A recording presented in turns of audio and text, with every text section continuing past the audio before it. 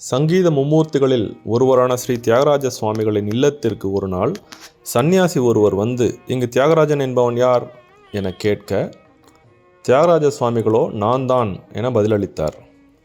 உடனே வந்த சந்நியாசி தன்னிடம் இருந்த ஒரு புத்தகத்தை எடுத்து தியாகராஜ சுவாமிகளிடம் கொடுத்து, நான் என்னுடைய தின அனுஷ்டானங்களை முடித்து கொண்டு வந்து உன்னிடம் இந்த புத்தகத்தை பெற்றுக்கொள்கிறேன் என கூறி அவரிடம் புத்தகத்தை விட்டு செல்கிறார்.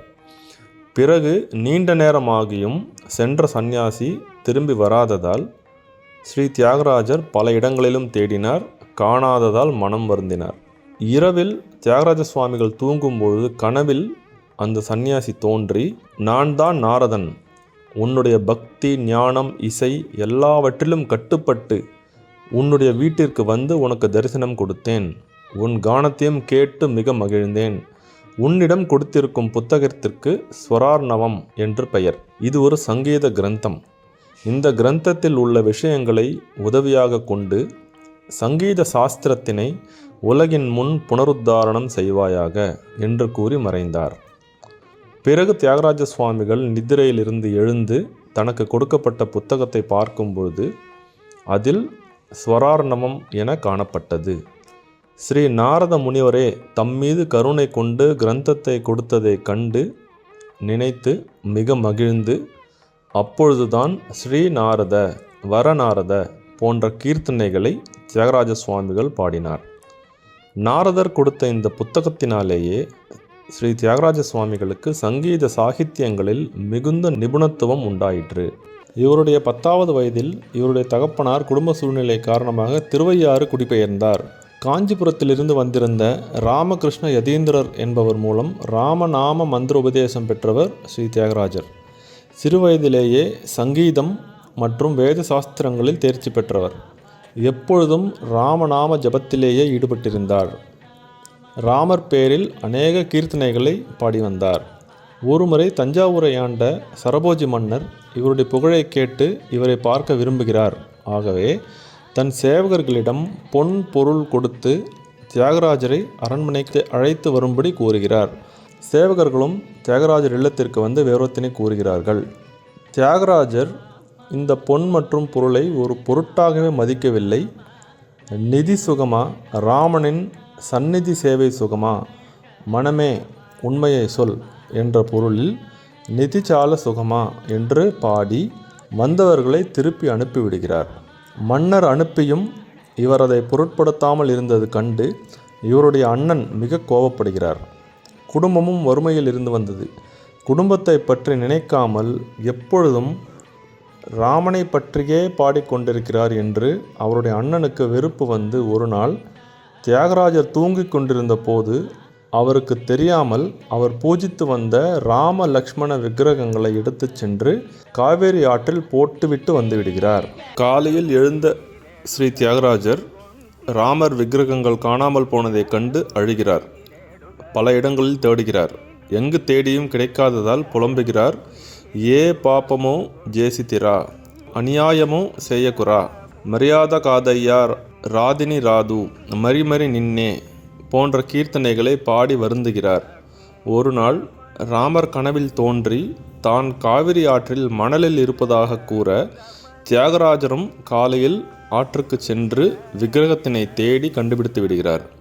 மிக்க ஆனந்தமடைந்து கனுகொண்டினி ஸ்ரீ மாமுனி, கலிகியுண்டே கதா போன்ற பாடல்களை பாடி ஆனந்திக்கிறார். ராரா மா இன்டி தாக்க என்று பாடிக்கொண்டே வீட்டுக்கு எடுத்து வந்து வைத்து கொலுவையுண்ணாடே கோதண்டபாணி என பாடி மகிழ்கிறார்.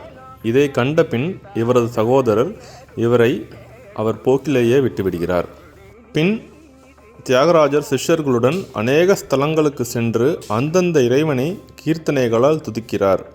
ஒருமுறை தன் சிஷ்யரின் அழைப்பை ஏற்று சென்னை வருகிறார். கோவூர் சுந்தர முதலியார் தன் ஊரான கோவூர் ஸ்தலத்திற்கு அழைத்து வருகிறார். அங்கு சுவாமிகள் கோவூர் பஞ்சரத்தினம் எனும் 5 கீர்த்தனைகளை பாடுகிறார். பின் முதலியார் தியாகராஜரை இல்லத்திற்கு அழைத்து உபசரித்து பொன் பொருள் கொடுத்து மரியாதை செய்ய பொன் பொருட்களை தியாகராஜர் வாங்க மறுத்துவிடுகிறார். முதலியார் அந்த பொன் பொருள்களை தியாகராஜரின் சிஷ்யர்களிடம் கொடுத்து பல்லக்கில் வைக்கச் சொல்கிறார். இது தியாகராஜருக்கு தெரியாது. பல்லக்கில் புறப்பட்ட தியாகராஜர் ஒரு காட்டு வழியே சென்று கொண்டிருந்த போது சில திருடர்கள் பல்லக்கினை தடுத்து விடுகிறார்கள்.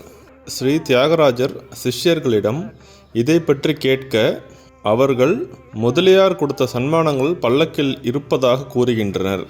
ஸ்ரீ ராமனின் பொருளை அவரே காக்கட்டும் என பல்லக்கில் தொடர்ந்து செல்கிறார். அப்போது காட்டு வழியில் திருடர்கள் பல்லக்கினை தாக்கினர். முதலார் ஏன் அந்த பொருட்களை தியாகராஜருக்கு தருகிறார் என்றால், தியாகராஜர் ராம பக்தியில் ராம கைங்கரியம் செய்து வருவதால் அதற்கு இந்த பொன்பொருட்கள் உதவட்டும் என்ற எண்ணத்தில் முதலியார் கொடுத்திருந்தார். தியாகராஜர் இந்த விஷயம் அறிந்தவுடன் ஸ்ரீராமனின் பொருட்களை அவரே காக்கட்டும் என பல்லக்கில் தொடர்ந்து செல்கிறார். அப்பொழுது திருடர்கள் தியாகராஜரை நோக்கி வந்து நமஸ்கரித்து, பல்லக்கில் முன்னும் பின்னும் 2 வீரர்கள் வில் ஏந்தி வந்து எங்களை தாக்கினர். அவர்களின் ஒளி பொருந்திய முகங்கள் எங்களை மெய் சிலிர்க்க வைத்தன. எங்களை மன்னியுங்கள் என்று கூறி வணங்கி செல்கின்றனர். ஸ்ரீராமரும் லக்ஷ்மணரும் தான் வீரர்களாக வந்து தன்னை காத்தனர் என முந்து வெனுக இரு பிரக்கலதோடை என்று தர்பார் ராகத்தில் பாடி மகிழ்கிறார். வால்மீகியின் அவதாரம் என போற்றப்படும் சுவாமிகள் தன் வாழ்நாளில் 96 கோடி ராமநாம ஜபம் செய்தவர்.